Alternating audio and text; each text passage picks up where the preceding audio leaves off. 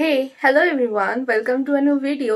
তো থাম্বনেল দেখে বুঝতে পেরেছো এটা কল্যাণীর দুটো পুরনো দোকান, যেটা খুব ফেমাস। যেই দোকানগুলোতে আজও উপচে পড়া ভিড়। কল্যাণীর অলিতে গলিতে এত ক্যাফে, এত রেস্টুরেন্ট হওয়ার পরেও যেই দোকানগুলো আজকেও স্টিল সেভাবে ভিড়টা ধরে রেখেছে বা সেভাবেই দাঁড়িয়ে রয়েছে।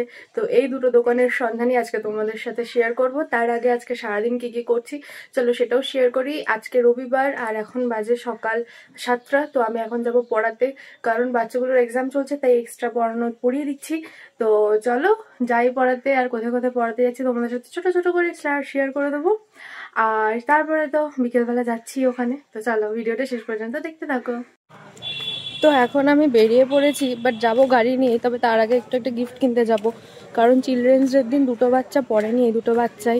তো ওদের জন্য একটু গিফট আগের দিন মেয়েটার জন্য কিনেছিলাম, বাট ছেলেটার জন্য কিছু কেনা হয়নি, তো ওদের জন্য কিনতে যাবো। চলো। তো আমার এই স্টুডেন্টটাও একদম জাঙ্ক ফুড খায় না, তো সেই জন্য ওর জন্য একটা পেন্সিল, ইরেজার আর শার্পনার নিয়ে গেছিলাম। আর ও এগুলোতেও ভীষণ খুশি হয়ে যায়। তো যাই হোক, যেহেতু সাত সকালে পড়াতে গেছিলাম, তো কাকিমা এখানে চা আর বিস্কিট দিয়েছিল। তো সকালের চাটা আমার এখানে হয়ে গেছিল, যদিও আমি বাড়ি থেকে ড্রাই ফ্রুটস খেয়েই গেছিলাম, বাট তাও যখন কাকিমা দিল, এমনিও ঠান্ডা ঠান্ডা সময়, তাই খেয়েই নিলাম সকালবেলা। তারপরে গেছিলাম অর্ণাকে পড়াতে। অর্ণা ভালো অনেকদিন ধরে পড়াশোনা করছিল, তাই জন্য ওর একটা গিফট পাওনা ছিল, তাই দিয়ে দিলাম। আর বৌদি এখানে অর্ণাকে আর আমাকে দুজনকে চাউমিন দিয়েছিল, তো এখানেও ব্রেকফাস্টটা চাউমিন দিয়ে হয়ে গেল। তারপর লাস্ট ভাইকে পড়াতে গেছিলাম, এখানেও মামি তড়কা আর পরোটাই দিয়েছিল আমাকে খেতে। তো সবকটা পড়ানো কমপ্লিট করে চলে এসেছি বাড়িতে। আর আজকে তো ব্রেকফাস্ট সব হয়ে গেছে ওখানে। তো এবার একটু ফ্রেশ হবো অ্যান্ড দেন লাঞ্চ করব। আজকে একটা অন্যরকম ইচ্ছে ছিল, বাট আর হবে না। যাই হোক, তো লাঞ্চ করে বিকেলবেলা যাবো, তো তোমাদেরও সাথে করে নিয়ে যাব। তো চলো ভিডিওটা শেষ পর্যন্ত দেখতে থাকো। এই হলো আজকে লাঞ্চ, সিম্পল ভাত আর চিকেন কষা। খেয়ে একটু পরেই বেরোবো। তো সন্ধে হতেই বেরিয়ে পড়েছি আমার বাহনদেবকে নিয়ে। তো চলো, প্রথমে চলে এসেছি এই আলুর পরোটার দোকানে, যেটা ভীষণ ফেমাস। সেন্ট্রাল পার্ক দিয়ে কতগুলো খাবারের দোকান আছে লাইন দিয়ে, তার একদম শেষেই কিন্তু রয়েছে এই দোকানটা, ফিটনেস 4.0 জিমের একদম অপোজিটে। প্রথমে অর্ডার করেছিলাম এখানকার ফেমাস আলুর পরোটা উইথ একটা খাট্টা মিঠা চাটনি, আর অর্ডার করেছিলাম মাশরুমের চপ, যেই দুটোই এই দোকানটার ভীষণ ফেমাস। তো প্রথমে আমি মাশরুমের চপটা ট্রাই করবো, তারপরে আলুর পরোটাটা। সত্যি কথা বলতে এই দোকানের খাবার আমার ভীষণ ভালো লাগে। তো মাশরুমের চপটা দারুণ খেতে ছিল, আর প্রাইস নিয়েছিল 12 টাকা। আর আলুর পরোটাগুলো পার পিস ছিল 10 টাকা করে। আর এত সুন্দর একটা চাটনি সার্ভ করে, যেটা খেতে অসাধারণ। এই দোকানগুলো কিন্তু ভিড় থাকে একদম উপচে পড়া। তারপরে চলে গেছিলাম কল্যাণীর সব থেকে পুরনো মিষ্টির দোকান ভূষণ চন্দ্র দেতে। ছোটবেলার থেকে ভূষণ একটা ব্র্যান্ড ছিল। তো যাই হোক, ওই যে সেন্ট্রাল পার্কের মাঠ, তার অপোজিটের রাস্তাটাতেই রয়েছে ভূষণ চন্দ্র দে।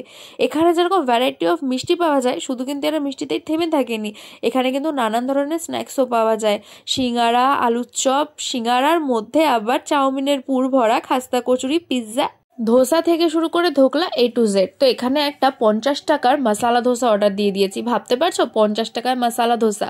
তো যাই হোক, মশালাটাও কিন্তু অনেক রয়েছে ভেতরে। এবার খেয়ে বলি অ্যাকচুয়ালি টেস্টটা কিরকম।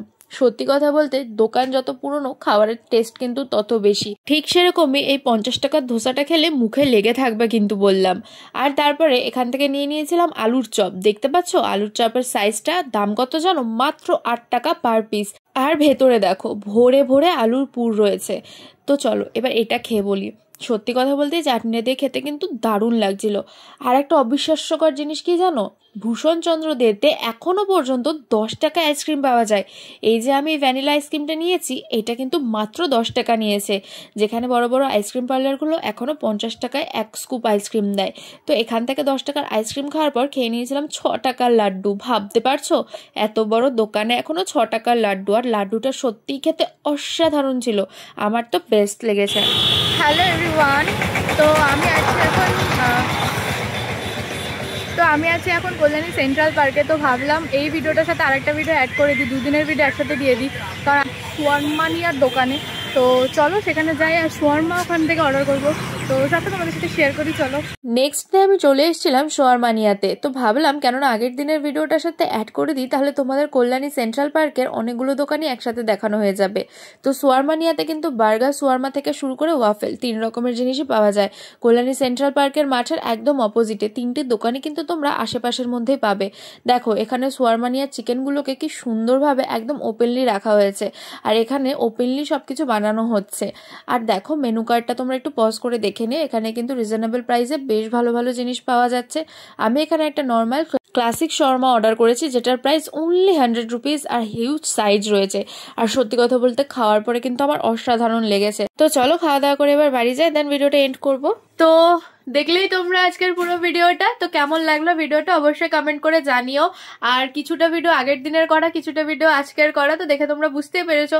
তো পোস্ট যখন করছি তখন একবারেই করে দিলাম। কল্যাণীতে কিন্তু এরকম অনেক হিডেন জেম রয়েছে, যেগুলো কিছুটা ছোট, কিছুটা বড়, বা কিছুটা ফেমাস, যেগুলো বা আগে কোনো কিছু ফেমাস ছিল এখন অত একটা চলছে না কোনো রেস্টুরেন্ট বা ক্যাফেজের তুলনায়, বাট খাবার কোয়ালিটি ভালো। এরকম অনেক দোকান, অনেক রেস্টুরেন্ট, অনেক কিছু রয়েছে।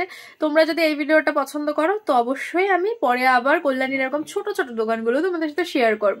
তো চলো আজকের ভিডিওটা এই পর্যন্ত, দেখা হচ্ছে আবার নতুন একটা ভিডিওতে। আজকের মতন আসি, তবে টাটা, সবাই ভালো থেকো, সুস্থ থেকো, বাই।